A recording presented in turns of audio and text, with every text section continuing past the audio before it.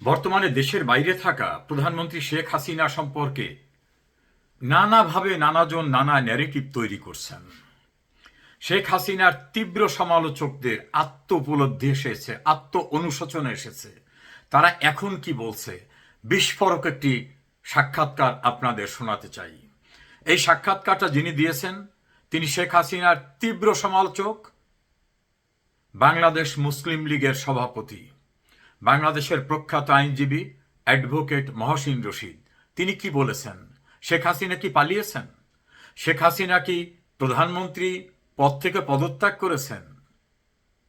তিনি যেহেতু শেখ হাসিনার চরম রাজনৈতিক প্রতিপক্ষ এবং একজন বিখ্যাত আইনজীবী, এজন্য তার মন্তব্যটা সময়োপযোগী, আমাদের সবার শোনা উচিত।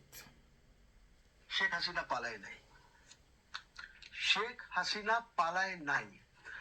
শেখ হাসিনাকে আপনারা মানে যারা করেছে, I am talking of the army, ওরা সরকারি হেলিকপ্টারে গণভবনের পিচের থেকে উড়িয়ে তেজগাঁতে নিয়ে গেছে এয়ারফোর্সের ঘাঁটিতে। ওইখান থেকে C-130 নিয়ে তারা শেখ হাসিনাকে দেশের বাইরে রেখে এসেছে। শেখ হাসিনা পদত্যাগ করে নাই, বিকজ ওনার পদত্যাগ পত্র কারোর কাছে নাই। She did not resign.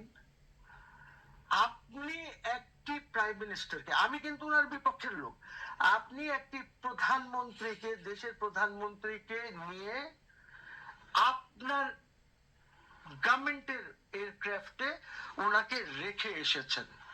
উনি যেখানে রেখে এসেছেন উনি ওই অবস্থাতেই আছেন, এবং উনি আগে কি করবেন আমি জানি না। যেটা সামনে দেখা যাচ্ছে সেটা তো হচ্ছে যে আওয়ামী লীগের যাদের, আমি একটা বড় গোষ্ঠী আছে তো আওয়ামী লীগ, 4-5 কোটি লোক আছে ওদের কমপক্ষে। আওয়ামী লীগ ছিল, আছে, থাকবে। শেখ হাসিনার স্ট্যাটাস সম্পর্কে তিনি খুব পরিষ্কারভাবে কথা বলেছেন। আওয়ামী লীগ আছে, আওয়ামী লীগ ছিল, আওয়ামী লীগ থাকবে, এবং একই সঙ্গে বলছেন শেখ হাসিনা পালান নাই, রাষ্ট্রীয় প্রোটোকলেই তাকে বাইরে রাখা হয়েছে। শেখ হাসিনা রিজাইন দেন নাই। বলছেন কে?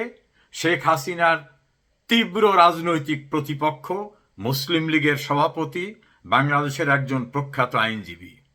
আমার বিশ্বাস এভাবে সবারই আত্মোপলব্ধি এসেছে যে শেখ হাসিনা পালায় নাই, শেখ হাসিনা প্রধানমন্ত্রী পদ থেকে পদত্যাগ করেনি, এবং শেখ হাসিনার প্রয়োজনীয়তাটা এখন তিলে তিলে উপলব্ধি করছেন তার তীব্র সমালোচকরা, যারা গণমাধ্যমে কথা বলতেন, নানাভাবে শেখ হাসিনা বিরোধী আন্দোলনে পৃষ্ঠপোষকতা দিয়েছেন। Loud and clear, Sheikh Hasina পালান নাই, তিনি পদত্যাগ করেননি। তিনি সাংবিধানিক উপায়ে নির্বাচিত প্রধানমন্ত্রী, রাষ্ট্রীয় প্রোটোকলে তাকে বাইরে রাখা হয়েছে।